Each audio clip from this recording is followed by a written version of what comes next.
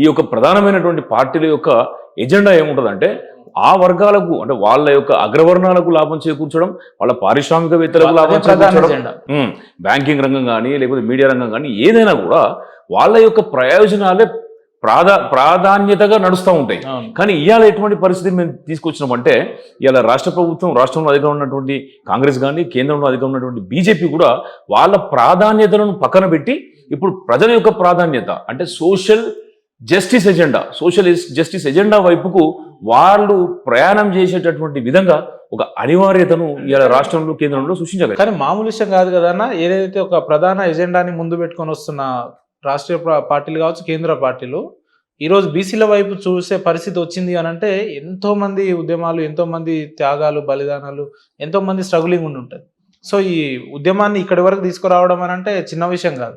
అయితే ఇక్కడ ఏమైందంటే బీసీలు అనేక సంవత్సరాల నుంచి కూడా ఉద్యమాలు చేస్తూ ఉన్నారు. మనం చూస్తే ఆర్ కృష్ణ గారు గడిచినటువంటి 35-40 సంవత్సరాల నుంచి కూడా అనేక ఉద్యమాలు చేసిండ్రు. సో వారు చేసినటువంటి ఉద్యమంలో మనకు ఉపయోగపడ్డది, లాభించింది ఏంటంటే అవేర్నెస్, ఎడ్యుకేషన్. వాళ్ళు తీసుకొచ్చినటువంటి అనేక జీవోలు కావచ్చు, లేకపోతే అంటే బీసీలకు స్కాలర్షిప్స్ ఇచ్చేటటువంటి విషయం లోపల కావచ్చు, విద్యా ఉద్యోగాలు ఇప్పించేటటువంటి విషయం లోపల కావచ్చు, అదేవిధంగా ఏంటంటే బీసీలకు డిశ్చార్జ్ పెంచడం కానీ, లేకపోతే ఏంటంటే విద్యా ఉద్యోగాల పరంగా ఆర్ కృష్ణయ్య గారు చేసినటువంటి ఉద్యమం అనేది ఈ తెలుగు రాష్ట్రాల్లో ఉన్నటువంటి ప్రజలకు చాలా పెద్ద ఎత్తున ఉపయోగపడ్డది, ఆలోచింపజేసింది, కొంచెం చదువుకోవడానికి ఉపయోగపడ్డది. ఇప్పుడు మీరు గమనించేది ఉంటే ఈ యొక్క దేశం లోపల ఇవాళ మన యొక్క బడ్జెట్ 45 లక్షల కోట్ల రూపాయలు ఉంది. 45 లక్షల కోట్ల రూపాయలు ఉన్నటువంటి దేశ బడ్జెట్లో 10 లక్షల కోట్ల పైచిలుకు బడ్జెట్ అనేది మనకు ఎన్ఆర్ఐల దగ్గర నుంచి వస్తుంది. ఈ ఎన్ఆర్ఐలు బయటికి ఎట్లా పోయిళ్ళు? అసలు మన దేశ జనాభా 142 కోట్ల భారతీయ జనాభా ఉంటే అందులో దాదాపు 4.2 కోట్ల మంది విదేశాలకు వెళ్ళి 192 దేశాలలో స్థిరపడ్డారు. ఎందుకు ఈ విషయాలు చెప్తున్నా అంటే ఇవాళ ప్రపంచంలో ఏ దేశానికి రిసెషన్ వచ్చినా కూడా ఇండియాకి రిసెషన్ వచ్చేటటువంటి పరిస్థితి లేదు. కారణం ఏంటంటే విదేశీ మారక నిల్వలు, విదేశీ మారక ద్రవ్యం మనకు చాలా పెద్ద ఎత్తున ఇండియాకు వస్తుంది. మన దేశం యొక్క బడ్జెట్లో 1/4 బడ్జెట్ మనకు మన ఇండియా నుంచి వెళ్ళి బయటికి వెళ్ళినటువంటి భారతీయుల దగ్గర నుంచి వస్తుంది. వాళ్ళు ఇండియా నుంచి బయటికి వెళ్ళగలుగుతున్నారు అంటే అందులో ప్రధానంగా ఏంటంటే వాళ్ళు చదువుకున్నారు కాబట్టి వాళ్ళు బయటికి వెళ్ళగలుగుతున్నారు. ఇలా మనం పరిణామ క్రమాన్ని కనుక మనం గమనించేది ఉంటే ఈ దేశంలో మహాత్మా జ్యోతిబా పూలే గారు కావచ్చు, సావిత్రిబాయి పూలే గారు కావచ్చు, వాళ్ళు విద్య గురించి వాళ్ళు పాటుపడ్డారు. విద్య వల్లనే మన యొక్క తలరాతలు మారుతాయని చెప్పేసి నమ్మిళ్ళు. వారిని ఆదర్శంగా తీసుకునే అంబేద్కర్ గారు ఎనలేని డిగ్రీలను కూడా సంపాదించులు. ఈ దేశం యొక్క రాజ్యాంగాన్ని కూడా రచించేటటువంటి శక్తిని అంబేద్కర్ గారు చదువు ద్వారానే వాళ్ళు సంపాదించుకున్నారు. అయితే చదువు అనేది ఏదైనా కూడా ఒక సమాజ పరిణామ క్రమం లోపల కీలక ఘట్టం. అయితే ఆ చదువును పెంపొందించాలనేటువంటి ఒక ఆలోచనతో ఏంటంటే ఆర్ కృష్ణయ్య గారు అనేక సంవత్సరాలు కూడా ఉద్యమాలు చేశారు. అయితే వారితో పాటు ప్రధాన అంశాలుగా ఉన్నటువంటి నేను దేశవ్యాప్తంగా నేషనల్ వర్కింగ్ ప్రెసిడెంట్గా ఉన్నటువంటి తరుణం లోపల ఆర్ కృష్ణయ్య గారు ఎంపీగా వాళ్ళు ఎన్నిక కావడం జరిగింది. ఎంపీగా అయిన తర్వాత ఏంటంటే ఇక్కడ ఒక వ్యూహం ప్రకారమే అంటే ఆర్ కృష్ణయ్య గారు పార్లమెంటరీ వ్యవస్థలో ఉన్నారు కాబట్టి పార్లమెంటరీ వ్యవస్థ నుంచి వెళ్ళి మనకు రావాల్సినటువంటి ప్రయోజనాలు, హక్కుల గురించి ఆర్ కృష్ణయ్య గారు కొట్లాడే విధంగా, అదేవిధంగా ఇక్కడ క్షేత్రం లోపల ఈ యొక్క ప్రధానమైనటువంటి పార్టీలకు రాజకీయ అనివార్యతను బీసీల పట్ల తీసుకొని వచ్చేటటువంటి విధంగా మేము పనిని పంచుకుందాం. ఇవాళ ఏంటంటే బీసీ రాజ్యాధికార సమితి సంపూర్ణంగా క్షేత్రస్థాయి లోపల కార్యక్రమాలను విస్తృతపరుస్తుంది. అంటే 42% కేటాయిస్తూ స్థానిక సంస్థల్లో అంటే ఇది ఎట్లా, దీన్ని సక్సెస్ అనుకోవాలా, లేదంటే ఆరంభమే ఇంకా భవిష్యత్తు చేయాల్సిన చాలా ఉంది అనుకుంటారా, లేదంటే ఇంకా ఉద్యమం చేయాల్సిన అవసరం లేదు, రాజ్యాధికారం వచ్చింది అనుకుంటున్నారా, ఎట్లా అనుకుంటున్నారు, ఏమనుకుంటున్నారు? మేమేమంటున్నాం అంటే ఏదైతే ఉద్యమం లోపల మనకు ఒక స్టేజెస్ ఉంటాయి. స్టేజెస్ అంటే ఇప్పుడు పరిణామ క్రమం ఉంటుంది. ఇప్పుడు మనకేంటంటే మనం బీసీల రాజ్యాధికార ఉద్యమం చేస్తున్నాం. ఈ దేశం లోపల అటు ఎస్సీలకు ఎస్టీలకు కొన్ని ప్రయోజనాలు ఏంటంటే బాబాసాహెబ్ అంబేద్కర్ గారి యొక్క ఒక కృషి వల్ల జరిగింది. ఎందుకంటే అసెంబ్లీ పార్లమెంట్లో వాళ్ళకు ఏంటంటే చట్టసభలు రిజర్వేషన్లు కావచ్చు, లేకపోతే సప్లైన్ కావచ్చు, లేకపోతే ఏంటంటే కొంత క్రిమినల్ లేకపోవడం కావచ్చు, విద్యా ఉద్యోగాల అవకాశాలు కావచ్చు, అదేవిధంగా ఏంటంటే వాళ్ళకి ఏంటంటే మన ఇతరత్ర ప్రయోజనాలు, బడ్జెట్, సప్లైన్ లాంటివి కూడా ఉండడం వల్ల కొద్ది గొప్ప ఎస్సీ ఎస్టీ సోదరులకు సోదరి మనకి ఏంటంటే అది ఉపయోగకరంగా ఉన్నది. అక్కడ ఉన్నటువంటి ప్రధాన యొక్క సమస్య ఏంటంటే అక్కడ రిజర్వేషన్లు అవన్నీ అంబేద్కర్ గారు కల్పించినా కూడా ఆ జాతి రూపల చైతన్యం వచ్చి ఆ జాతి రూపల కొట్లాడేటటువంటి ఒక శక్తిని సంపాదించుకునేటటువంటి క్రీమ్ రాకపోవడం అనేది ఇంకా అక్కడ సమస్యనే ఉన్నది.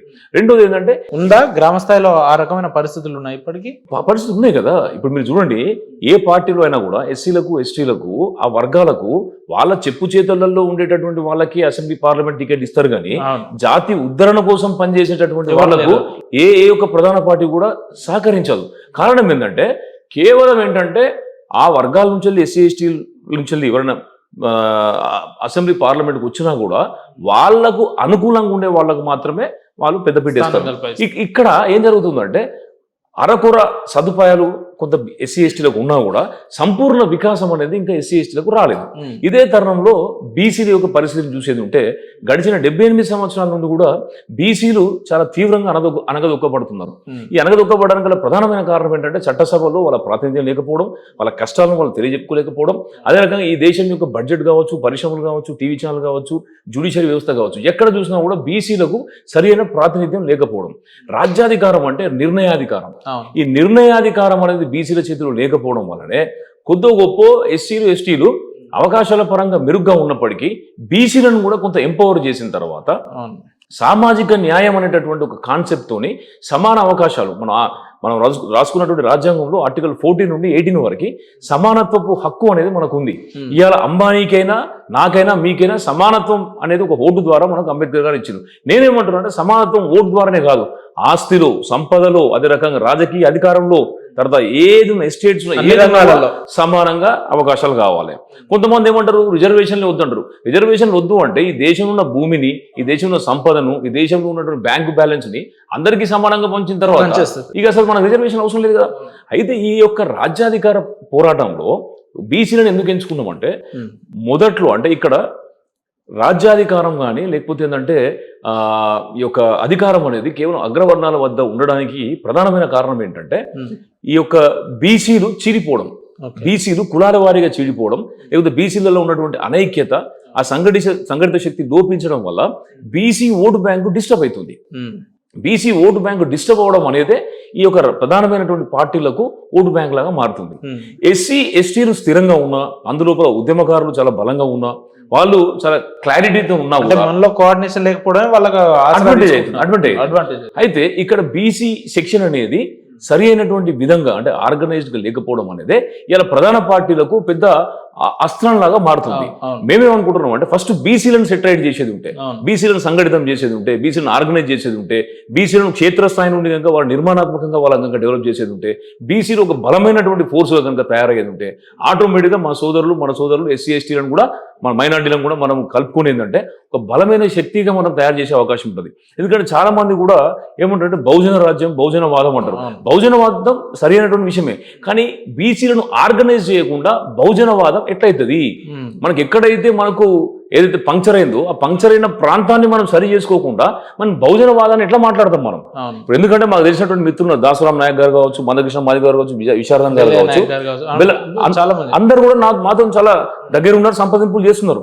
వాళ్ళు కూడా బాధపడే విషయం ఏంటంటే బీసీలు ఆర్గనైజ్ అయ్యేది ఉంటే ఈ సమస్య రాదు కదా అంటారు వాళ్ళు. బీసీలను ఆర్గనైజ్ చేయాలి అంటే పుండు ఒక దగ్గర ఉంటే మనం మందు ఒక దగ్గర పెట్టేటటువంటి ప్రయత్నం చేయదు. పుండు ఎక్కడ ఉందంటే బీసీల యొక్క సంఘటిత శక్తి దగ్గరనే పుండు ఉంది. అంటే వీళ్ళంతా కలిసికట్టుగా ఉద్యమాన్ని సపోర్ట్ చేయాలని అంటే ఎట్లా మరి? ఎవరి స్వార్థం వాళ్ళు చూసుకుంటున్నారు. ఒక ఆయన ఇంకొక పార్టీకి సపోర్ట్ చేస్తాడు, ఇంకో ఆయన ఇంకో పార్టీకి. అంటే ఎట్లా వీళ్ళంతా ఏకతాటి మీదకి ఎట్లా వస్తారు? అది ఎప్పుడు వస్తారు? అంటే ఇప్పుడు ఇది జరగడానికి గల కారణం ఏంటంటే ఇంతకుముందు చెప్పినట్టు ప్రధాన పార్టీలు ఎప్పుడు కూడా బీసీల ఓట్ల మీద ఆధారపడడం చేస్తారు. బీసీల ఓట్ల మీద ఆధారపడాలంటే బీసీల ఓట్లను చీల్చాలి. బీసీల ఓట్లను చీల్చాలి అంటే బీసీలలో తమ ఏజెంట్లను వాళ్ళు ఏర్పాటు చేసుకుంటారు. వాళ్ళ ఏజెంట్లను లేకపోతే వాళ్ళ బ్రోకర్లను ఏర్పాటు చేసుకుని ఏంటంటే వాళ్ళ ద్వారా బీసీలను సపరేట్ చేయడం, డిస్టర్బ్ చేసేటటువంటి విధంగా, బీసీలను తప్పుదారి పట్టించేటటువంటి విధంగా ప్రయత్నం చేస్తూ ఉంటారు. బ్రోకర్లు అనడం ఆ మాట కరెక్టేనా? బ్రోకర్లు అంటే ఇప్పుడు ఇటీవల మా బ్రదర్ సంగం సూర్యరావు గారు చెప్పారు ముసుగు వీరులు అని చెప్పారు. ముసుగు వీరులు అంటే దాని అర్థం ఏంటి? వాళ్ళు బ్రోకర్లు జోకర్లు అన్నట్టే కదా.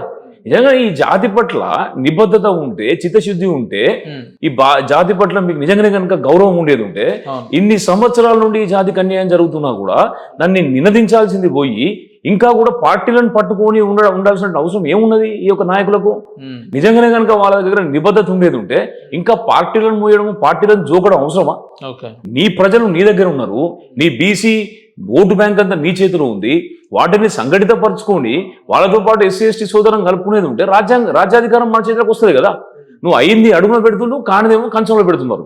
అంటే ఇది అవ్వడము, ఇది అయితే రాజ్యాధికారం అగ్రవర్ణాల చేతి నుండి జారిపోతుంది అనేటటువంటి విషయం వాళ్ళకి తెలుసు. కాబట్టి ఈ ఏజెంట్లను అంటే 20-30 ఏళ్ల కింద ఉద్యమానికి ఉన్నంత వేటేజ్, ఆ స్పిరిచువల్ వేటేజ్ ఇప్పుడు ఎందుకు లేదు అంటున్నావు? ఎగ్జాంపుల్, మీలాంటి వ్యక్తి ఒక సంఘం పెడితే ఆయన ఏదో వ్యక్తిగతంగా ఏదో స్వలాభం కోసం ఆశించి పెట్టుకున్నాడు అంటున్నారు, లేదంటే ఆయనకి ఎవరో బ్యాక్గ్రౌండ్ ఎవరో ఉన్నారు కాబట్టి పెట్టుకున్నారు అంటున్నారు.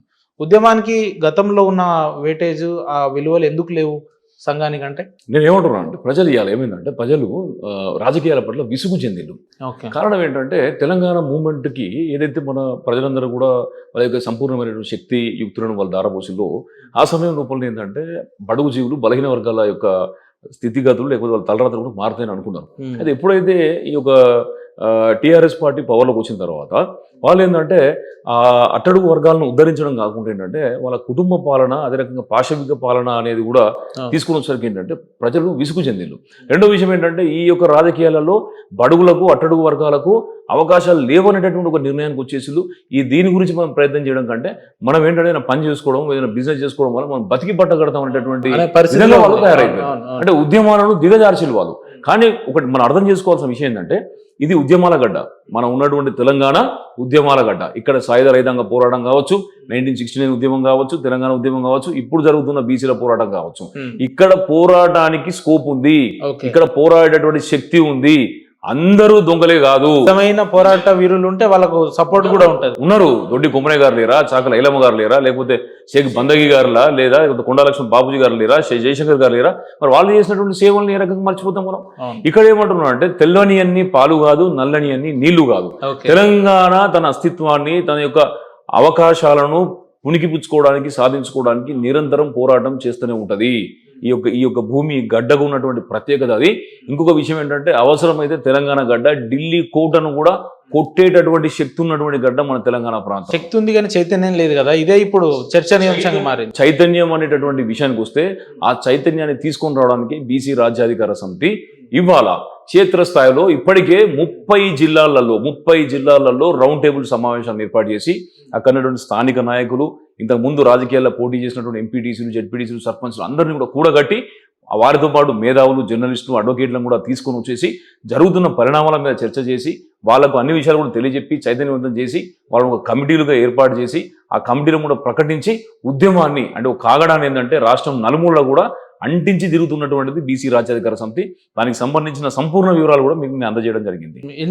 ఎంతనా ఇప్పటివరకు ఎన్ని పోరాటాలు చేసిరు, ఎన్ని సభలు సమావేశాలు నిర్వహించారు రాజ్యాధికార సమితి ఆధ్వర్యంలో? అంటే బీసీ రాజ్యాధికార సమితి ఏర్పడిన తర్వాత దాదాపు ఒక 250 నుంచి 300 కార్యక్రమాలను మేము నిర్వహించినాం. అందులో ఇప్పటికీ ఈ మధ్య కాలం అంటే దాదాపు సంవత్సర కాలం నుంచి ఏంటంటే ఎన్నికలు, స్థానిక సంస్థల ఎన్నికలు వస్తున్నాయి అనేటువంటి ఉద్దేశంతో ఆర్గనైజేషన్ పటిష్టం చేయడం కోసం ఇప్పటికే 30 జిల్లాలలో మేము సంపూర్ణంగా కూడా ఆడ సమావేశాలను ఏర్పాటు చేసినాం, నాయకత్వ నిర్మాణ కార్యక్రమాలు చేపట్టినాం.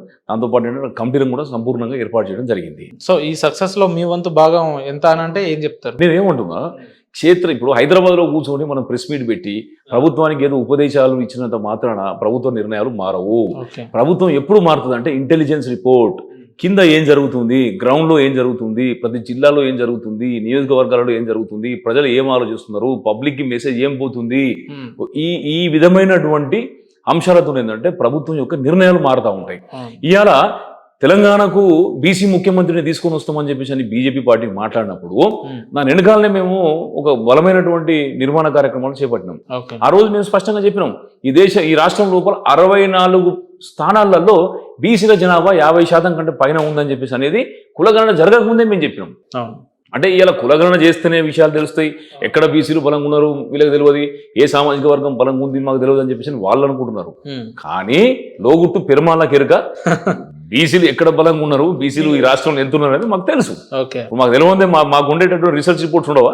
మా రీసెర్చ్ రిపోర్ట్నే ఈ దేశంలో అధికారం ఉన్నటువంటి బీజేపీ కానీ, ఈ రాష్ట్రంలో ఉన్నటువంటి అధికారం ఉన్నటువంటి కాంగ్రెస్ పార్టీ కూడా వినియోగించుకుంటుంది, మాతో సంప్రదింపులు చేస్తారు. పార్టీలను ఏర్పరచుకొని జనాభా ఎంత ఉందో వాళ్ళు చెప్పగలిగితే, మీరు అసలు మీ ఉద్యమమే బీసీల గురించి అయినప్పుడు ఎంత జనాభా ఉంది, ఎట్లా ఉంది అనేది మీకు తెలియదు. మీరు ఈ రాష్ట్రంలో ఏ మండలం చెప్పినా కూడా ఆ మండలం లోపల ఏ సామాజిక వర్గం బలంగా ఉందో చెప్పగలుగుతాం మేము. ఓకే. అంత ఎక్స్పర్టీస్ మేము సంపాదించాం. ఎందుకంటే పొద్దున్న లేస్తే వర్కౌట్ అదే పని కదా.